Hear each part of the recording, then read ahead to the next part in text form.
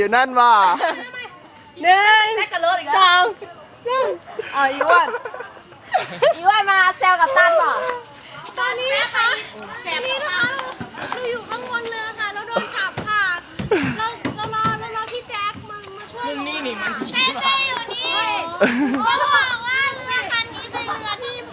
พวกเราม.5 ทับ 12ช่วยกันทำมันไม่มีแสงเดี๋ยวดังพี่นะเราม.5 ทับ 12ช่วยกันทำนะคะเดี๋ยวก่อนมาช่วยด้วยก่อน ใช่เลย ถ่ายหน้ากูด้วยเป็นเรือที่สวยมากขอบคุณพี่โอ๊ตพี่โบพี่ปูแล้วก็เพื่อนคนอื่นผู้ชายช่วยกันทำนะคะขอบคุณมากสำหรับความเป็นสองโบในวันนี้ขอบคุณทุกคนค่ะน่ารักเด็กค่ะน่ารักเด็กเดี๋ยวสุดท้ายนี้ขอฝากไว้มึงยิ้มโลดช่วยแม่มากที่สุดในโลกเลยค่ะวันนี้วันที่เท่าไหร่วันนี้วันที่11ค่ะวันนี้วันที่11กุมภาพันธ์2555เวลา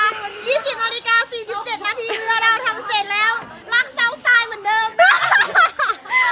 ม่เกี่ยวอะไรกับเซาทรายเหรอไม่ยังไงกับ SD เซนนี่เฮ้ยมึงเก๋นะเบื่ออยู่เราต้องเอาเรือไปไว้ที่ประชาสัมพันธ์บอสเข็นเรือไปประชาสัมพันธ์